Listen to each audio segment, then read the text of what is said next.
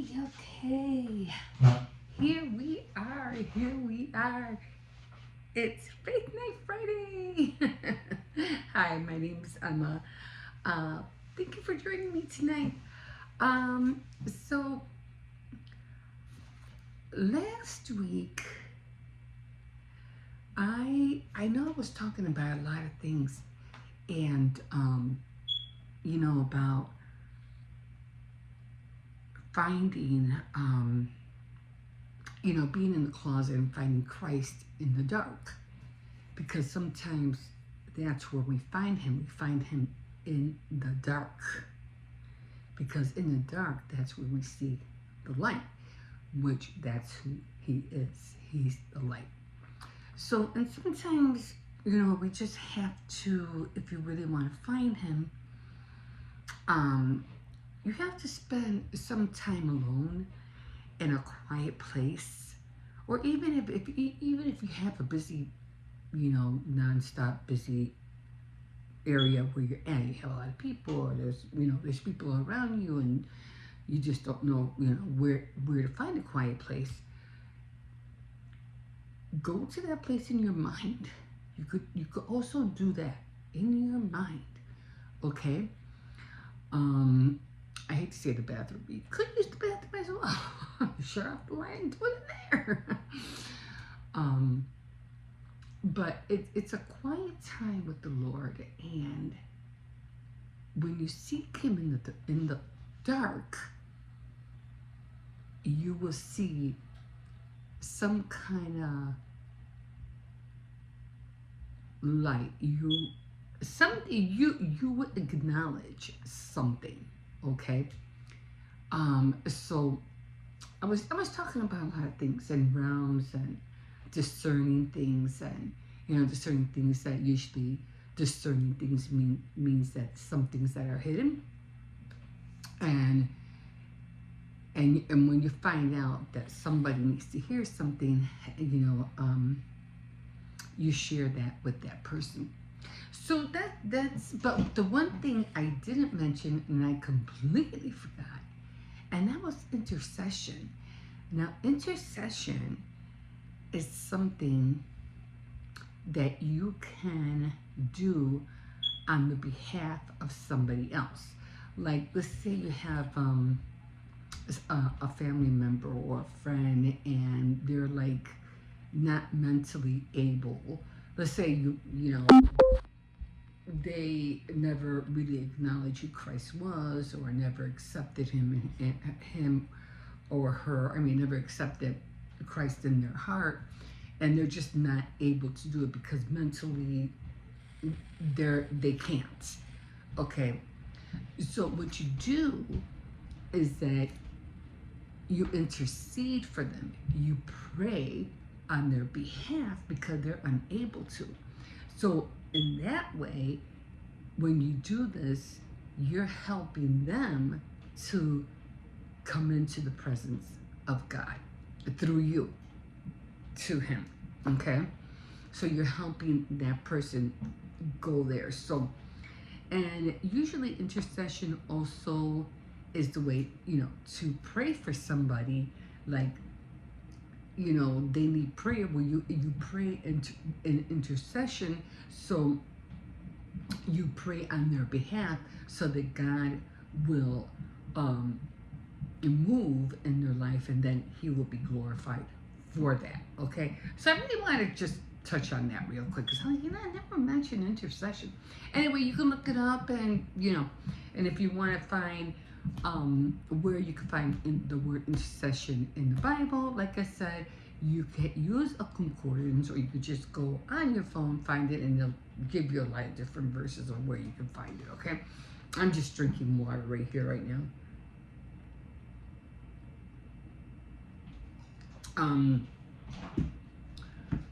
I wanted ice, but somebody left all the trays empty. So I was like, I need ice. I have no ice. But luckily, the reservoir, the water's cold, so thank God for that. Okay, so I don't remember. I think we left off on 15 in 2 Samuel. Did we do 14? I don't remember. Okay, so yeah, so we're on 15. I forgot to circle this. Usually what I do is I erase it. I erase it so I'll know, what chapter I'm in. Okay, so 14. Did we do 15? I don't even remember if I did or not.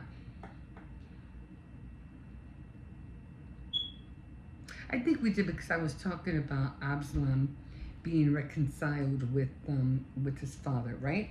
And we had that lady who came in, and I think it was who told her?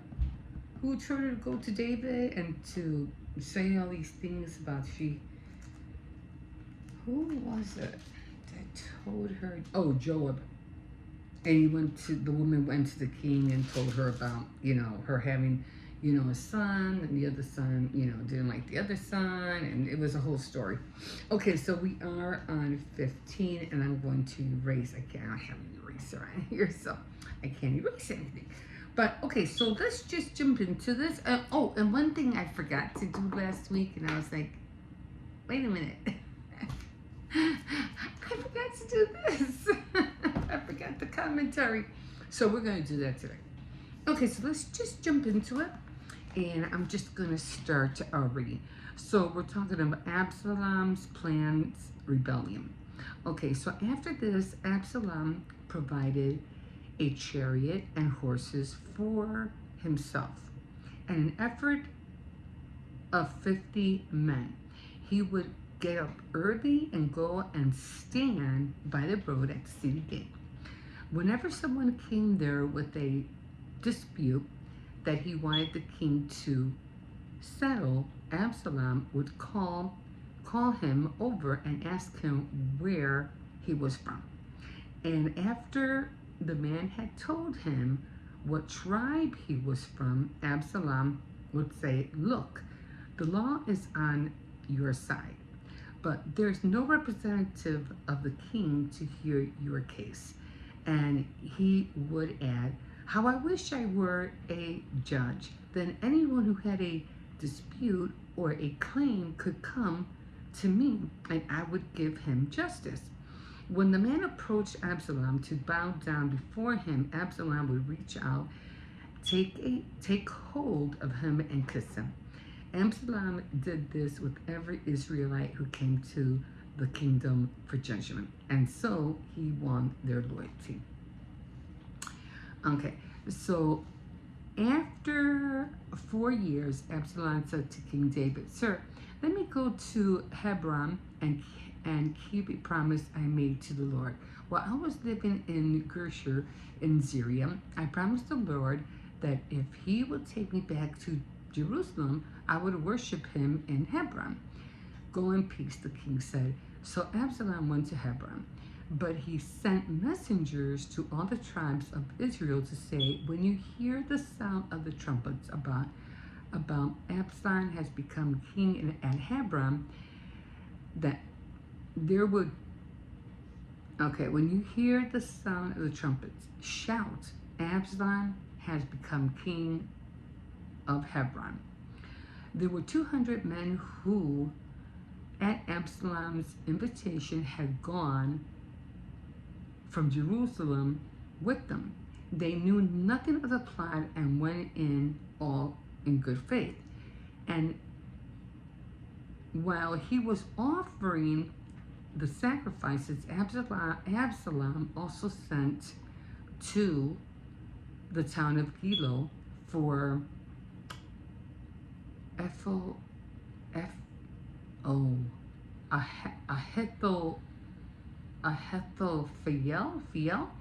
who was one of the king's David advisor. I'll try to learn how to pronounce that. The plot against the king gained strength, and Absalom's followers grew in number. David flees from Jerusalem. So Absalom was in rebellion of his father. Okay. A messenger reported to David, the Israelites are pledging their loyalty to Absalom. So David said to all his officials who were with him in Jerusalem, we must get away at once if we want to escape from Absalom. Hurry, or else he will soon be here and defeat us and kill everyone in the city. Yes, your majesty, they answered. We are ready to do whatever you say. So the king left, accompanied by all his family and officials, except for the 10 concubines, whom he left behind to take care of the palace. As the king and all of his men were leaving the city, they stopped at the last house. All his officials stood next to him as the royal bodyguards passed by in front of him.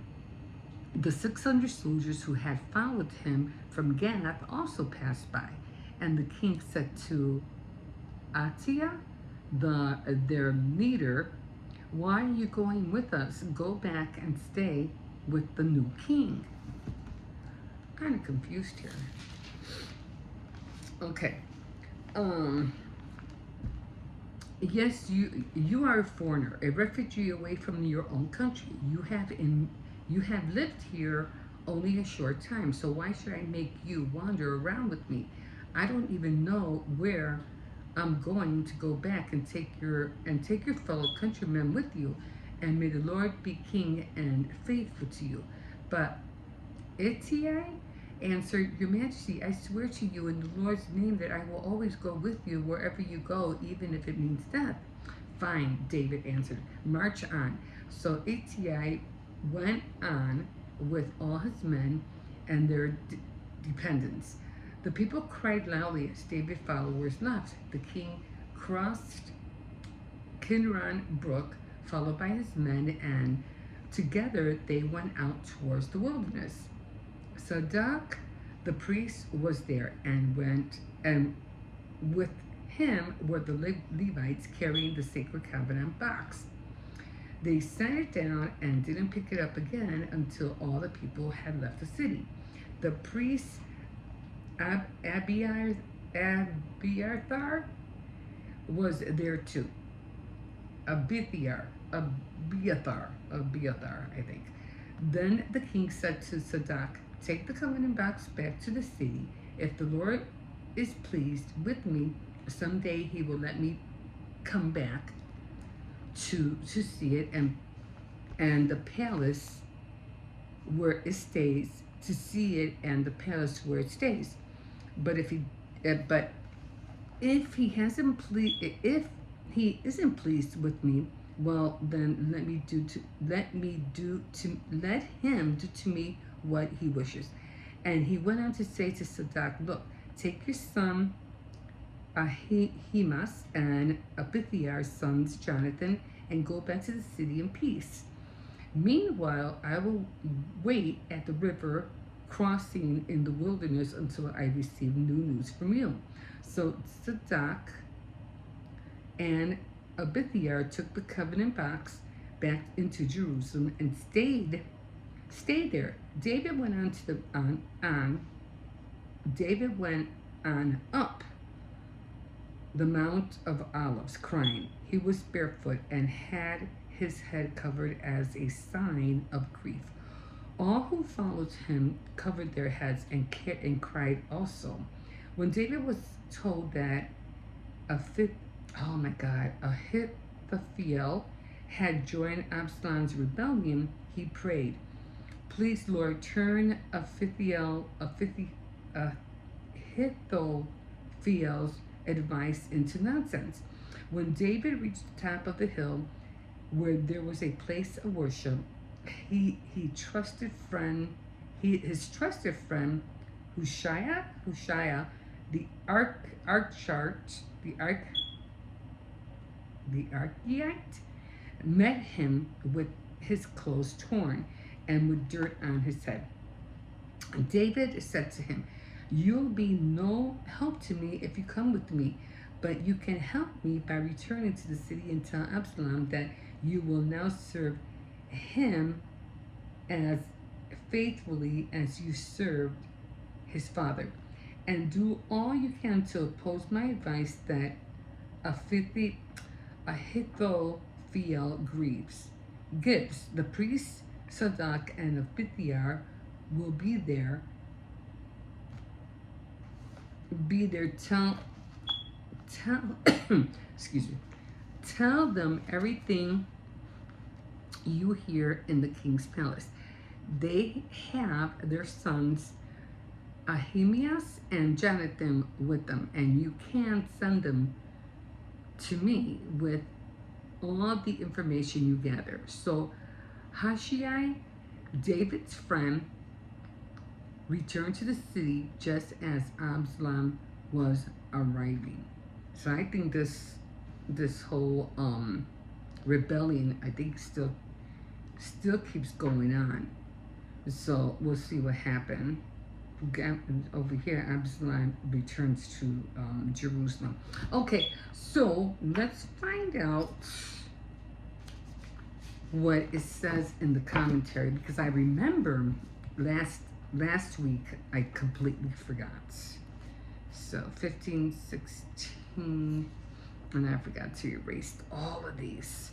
Okay, so we are on, I'm just going to check these off, and we are on 15. This is what I'll remember. Okay. All right, so enticement. Absalom's personified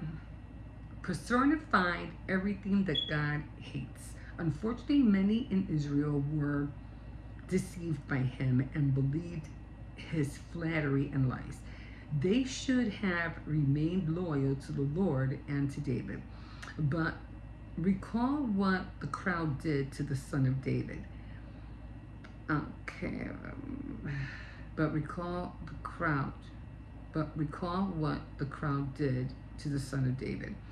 Okay, escape. A crisis helps to reveal who our loyal friends really are. David's servants were ready to obey and ready to die. I can't see that well. Iti was a foreigner, yet he stayed with the king. Almost like, what was that called? Naomi and what's the other called? Rachel? Naomi and Rachel, remember? Okay, so David's servants were ready to obey, ready to die. Iti was a foreigner, yet he stayed with the king. The priests and David's counselors returned to the place of danger. David was a man of prayer, but he also used wise strategy. Ahithophel abandoned David and joined the rebellion, but it was Bathsheba's grandfather, so he took the opportunity for revenge. Read the following Psalms that many Bible students believe David wrote during the time of Absalom's rebellion. Okay, but Absalom was his son, right? Okay, so I don't know why he rebelled against his father. Okay, I gotta dig into that and find out why he did that. Okay, so I don't know. That's Nehemiah. I could have sworn I had what do you call it? One for where'd it go? I know I had one for here, for Samuel. Do I have it under here? I don't know where it went. But that's where we're at. That's where we are at. And what else do I have back here? I don't think I have anything else. No, I don't have nothing to share, unfortunately. This one, where was the other one? Okay, so, okay, evidently I'm gonna have to write a new one because I could have sworn I had one in here for, what do you call it, for Samuel. So, because I always have to go by the numbers. Okay, evidently I don't, so I'm gonna have to make a new one. Oh, I am hot, and I don't know why. I am like really, really hot. Okay, so I might have to read that over again and maybe go back a chapter to find out for sure Absalom's what was David's son, but I think I'm pretty sure he was.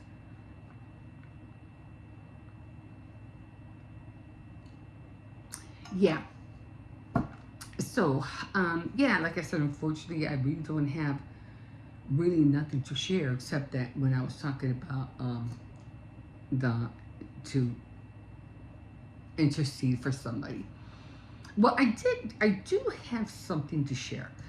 Um, for some reason, my dreams have been really like erratic, and sometimes I'll have heavenly dreams, and then sometimes I'll have hellish dreams, and then sometimes I'll have dreams like I'm like, what is this?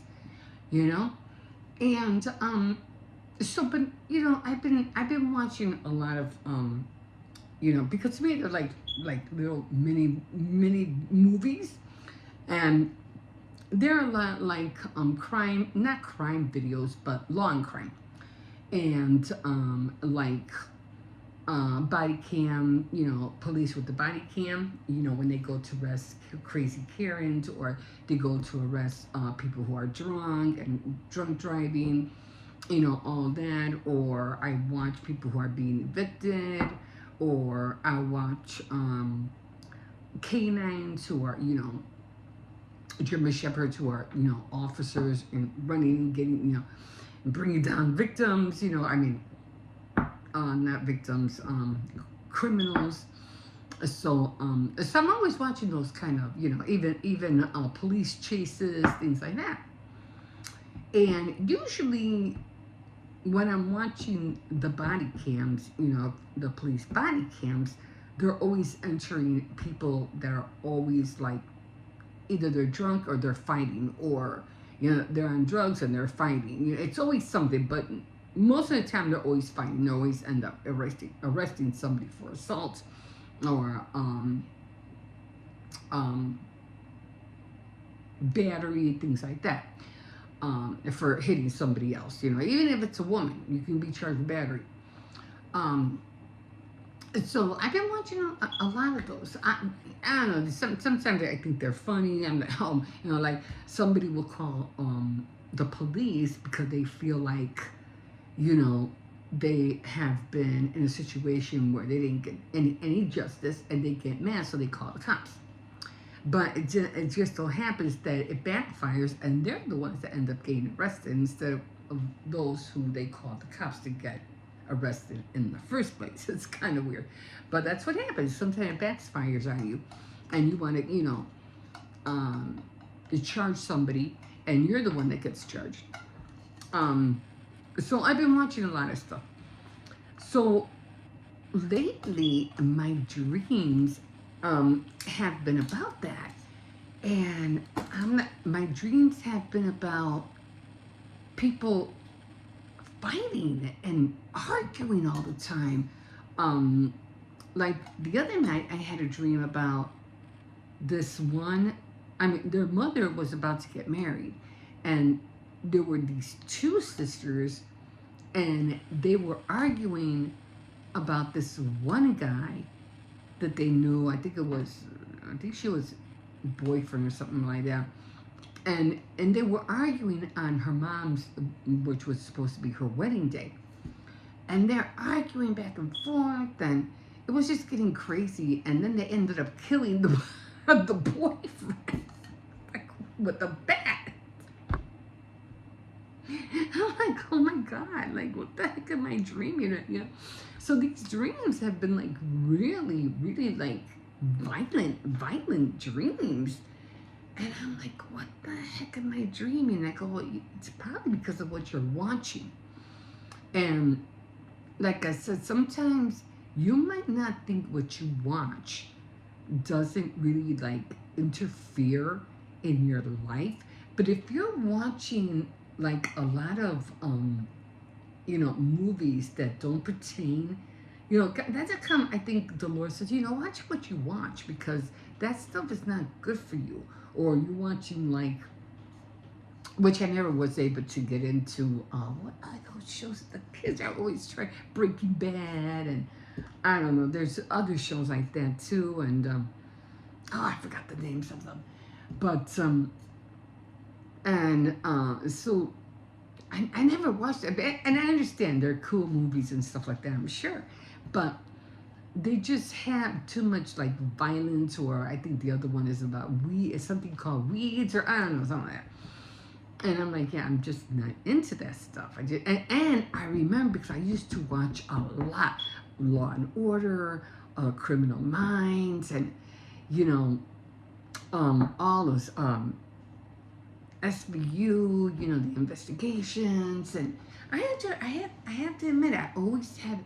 Every time I would watch those kind of shows back then, I would always end up having violent dreams. And I'm like, man, I even told my grandkids, I really gotta stop watching this stuff because it's not, I shouldn't be, it's not good for me. I could see maybe once in a while, but not every night. I really get glued to them. I mean, some of them are heartbreaking because some people die, and sometimes it's about child abuse, or some people, what was the other one I was thinking? But mostly, when it involves children, it's heartbreaking, and the kids are being abused and stuff like that. I mean, they don't show it actually, but it's happening, or children are running in the street or being thrown out of a car because the baby wasn't in a car seat like they're supposed to be, and the baby it wasn't like she was going 90 miles per hour, but she was going like about 35 or something. The kid just fell out of the car. And it's like, wow, it wasn't a baby, it was a grown little boy, but still, like the heck. And then you find out they were, smoking. The guy didn't have license, and the mother was on the passenger side, and it's just crazy. But then sometimes I laugh because you get these what do you call it? People who wanna call the police and get these people arrested, and it backfires, and they're the ones that get arrested. So anyway, so I'm like, I really gotta roll it back and stop watching these shows because it's been affecting my dreams. And I'm like, I gotta stop watching these shows. Maybe once in a great while, maybe maybe one a night. How's that? You know how you do binge watching? That's what I was doing with these things. I'm like just, and I'm wasting time. I'm like, I should be doing this. I should be doing that. I should be reading this. I should be reading that. Nah, I'm glued to that TV watching this stuff. Like I said, it's like mini movies. But again, they're affecting my dreams. So again, watch what you watch because it will affect not only your dream, but it will affect your thinking. And then you're gonna think that you could behave like one of these characters. And you have to remember, half of these characters are either killers or, they're on drugs, or you know what I mean? It's like, be careful, what you watch, even if it's a comedy. I really never really got into really the new comedy now that they had back then, like The Office. Even though they said, "Oh, you should watch The Office," I think it was the 4th season was really good. I could never get into watching The Office. I thought they were stupid, and I think I did like Friends. I did watch, I did watch Friends. I don't think I watched the last 2 seasons or whatever. But I did watch Friends when it first started. You watch, the what was that? House. I did watch House. But remember, he was the doctor who was always on drugs. But I did like him.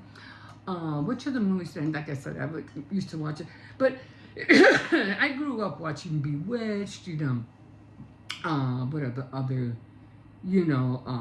I watched the '70s show. but not a whole lot. But I did watch it, even though I really didn't care for it. But I watched some of them, and I watched all those because they were kind of funny back then. But as the years started going, they were making up more movies. I mean, more shows. To me, they weren't even funny anymore. They were more like just stupid, like dumb. I was like, that's not even funny, you know? As much as to me, I think who the writers try to make it funny, it just, but I cannot stand, what is that show called? It was a hospital. I watched ER. I really did like ER. But it wasn't a comedy, but it was, a show. And I really did like that one. But there was another one. I forgot what it's called. It was like everybody was watching. They had this one girl, and she was always freaking crying. Oh, she cried in every episode. She was always like crocodile tears all the time. It pissed me off. So I stopped watching it. I was like, why are you crying? Why are you crying all the time? But to me, it was stupid. It was just stupid for her to watch her crying in every freaking episode. I forgot what it's called. I'll find out, let you know. It was a hospital show, I think it was too. Anyway, I was just so dumb. And I just couldn't get into the new shows that they were coming out because they were just so, to me, the writers who were trying to make them funny weren't funny. And I'm pretty sure, to other people they are. But to me, they're just, they weren't. And they still are. I had this one, my grandson watches this one. And my older son, I forgot that. Oh, I forgot. I got to write down all these names. I forgot what they're called. Anyway. I could be here all night trying to think of it, but they're always watching. And it's funny, so they're always gotta watch it. Even what is that? So many shows. But yeah, I just what you watch. Oh, that hurt.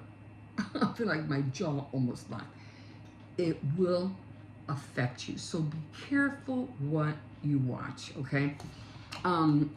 When I was getting, and I had a lot of heavenly dreams, and that was because when I was getting heavenly dreams, it was because I was really into this years ago, and I was in the thick of it, and I just, praying and talking about the Lord and going to cell groups, and I was really into it, and going to conferences, women conferences, and I was really, watching oh my God, I kept Kenneth Copeland and watching who else? There's so many. So many. Joyce Myers, and which I don't watch anymore. No, I don't watch them. And I know Kenneth Copeland has a daughter now. I forgot her name. But she has her own show. Beth Moore. I really like Beth Moore until one time. I don't know what happened. I just lost it for her. I don't know what happened. And then I was always leaning towards the Pioneers. But yeah, I was watching all those Benny Hinn, which I don't watch Benny Hinn. Like all those, I just no. I like I said, I used to, and then because I was always into the thing, I would be up every morning watching them. The what was it called? Praise the Lord. The BTL Club. Remember that one? I mean, it's probably still out, but that's what I was into. And going to church every Sunday, and being meeting up with the sisters, having coffee in the morning, having a Bible study, because I was in the thick of it. I was really in the thick of it, and always trying to commune with the Lord, and I always want Him to share me. I want to see something. I'll share something that that I haven't seen, that I don't know about, and He would. he would, and I would sit like, wow, And I've shared a lot of those heavenly visits that I have gone to, visiting heaven.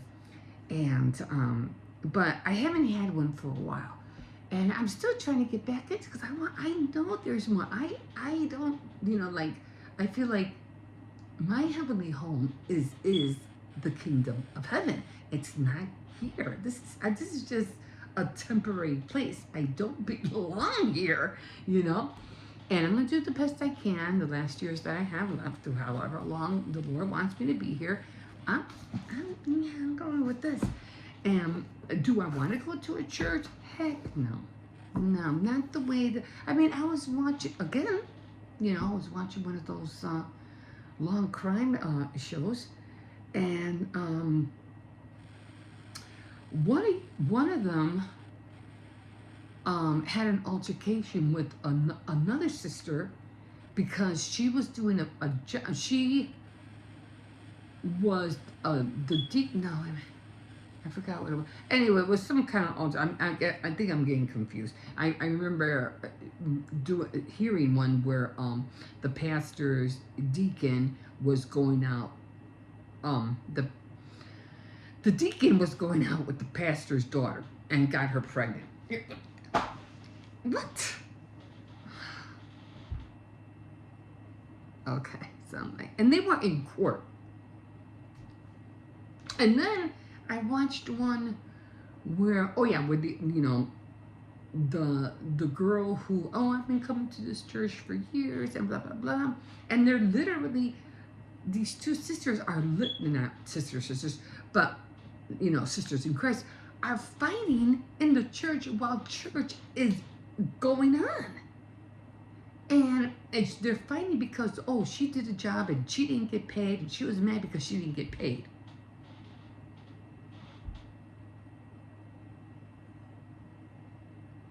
Is that the reason why you go to church? So you can argue about your wages?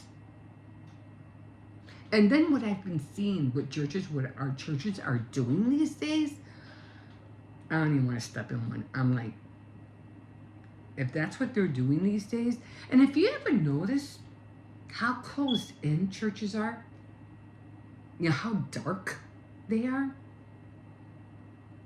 I don't like that. I don't like churches that when you go in, it seems like you're going into an amphitheater. There's no light. I'm not, no. That's the kind, I am so grateful that Jesus, the prayer on the mount, I think it was called. I am so glad that he never, ever shared his word in a building. He did it out, where there was 5,000 people, he did it outside. That's why I'm so grateful. So, I don't like going into churches where it's so dark. Where's the light? Where are those stained glass windows? It's always dark in there. And I can understand because they rent, places, schools or stuff. They use the auditorium. I get that until they get their own place. But even if they get their own place, it's still dark in there. There's still no windows. No. So anyway, until I can find a church that God really wants me to go to, the church that I go to is the church in my heart. That's the one I go to. I would really love to start a Zoom, with sisters if they want to join me. Because I did join a group. And it was only because my sister, not my real sister, flesh and blood, she was going to church in Indiana. And one of her sisters, she would join a Zoom group. And it was really fun for a while. But because a friend of her was living with her, so they would go to church together, and they would do like a cell group, but you would join on Zoom. And she goes, why don't you join us? I'd love that. I was like, I always wanted to do that. Yeah. So they would give me the join, the Zoom, whatever you have to put in to join. And it was good for a while, but then her friend left. She moved out because she had to help another friend. And she goes, yeah, I don't. I go, how come you haven't been showing up on the Zoom? I've been looking for you. I can't find you. And then she told me, oh, she doesn't do it no more because she was the one that had the computer. I don't have that. And I was like, oh, you should have told me.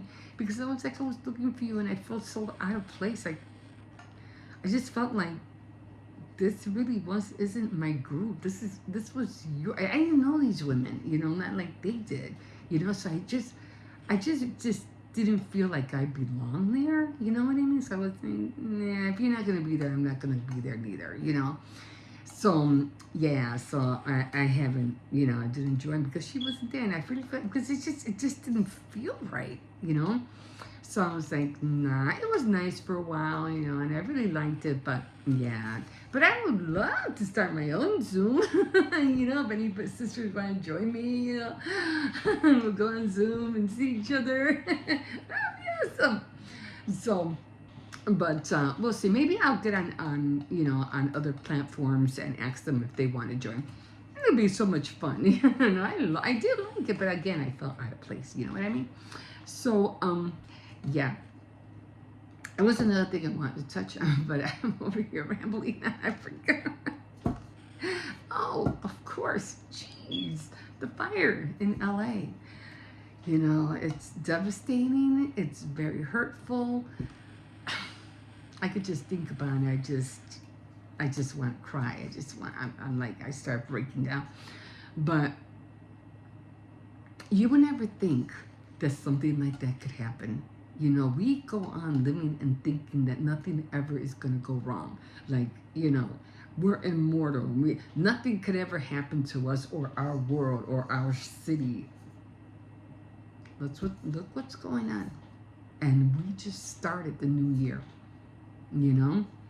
I don't know. I'm just, hoping that it was a natural disaster and it wasn't something that was, because they did, as a matter of fact, I think, I'm not sure, they did arrest somebody who started a fire. I go, there's so many fires already. Why would you start another fire? And so many thousands of houses have, a whole neighborhoods are gone. Like, gone. I haven't seen it as of late, only because, and when I went on today, they're just repeating everything from last night. There was this one point where my son was showing me that the fires were like literally closing in. Let me show you again. Like literally closing in like this. And this whole area was full of houses. And he goes, if that fire closes, everything in here will be wiped out. There won't be nobody will be able to escape. So we're keeping an eye on that one. There's just so many. At first it was only 3, then it was 4, then it became 5, and then it became 6 fires. What is going on? And they even showed a sign of, which it was just a picture, I don't think it's true yet, of the Hollywood sign burning. It's like, oh my God. If LA burns, isn't the Walk of Fame in Beverly Hills? I don't know where the Walk of Fame is. I had a vision one time of the Walk of Fame. And I was like,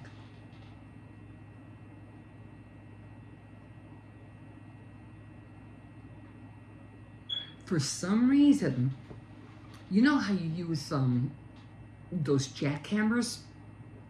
The guys who, break up the ground?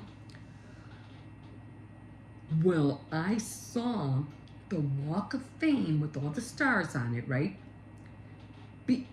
Naturally being drilled, and all of those blocks breaking up in like a line.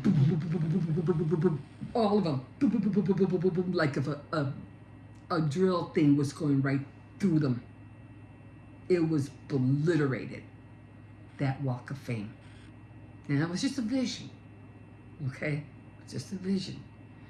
But it blew me away when I saw it. I was like, oh my God. I was like, that to me was crazy. But, and as far as I know, they're trying, some of them that have 6% contained. Some of the fires have more. I'm just, I am just so happy and grateful that there have been so many firefighters who have been really been, working, 50, 60 hours, trying to battle this thing, and they're not done yet. They're not, I don't know what's going to happen after tonight, but I hope it dies out soon. I'm not like, good Lord, can you just make it rain? Please. Bring it, we can't get water up. Can you bring some down? Please. But, yeah, everything was just so dried up that everything is just burning too fast and they can't keep up with it. So definitely keep all that in prayer. I would hate to see all of California gone. Like, seriously, that would be like, what the heck? What the heck? If that happens. And then I was watching a little, because they were showing The Simpsons, and you know how The Simpsons, it was always like depicting or predicting certain scenes and stuff like that of what happened or in the future or something coming up. Okay, sorry about that. My iPhone was full of storage and I had to, take it out. So, yeah, that's pretty devastating, everything that's happening. I don't know what to think about it. It's frightening, if all of California is gone, which I don't really think all of California, but Malibu is practically gone.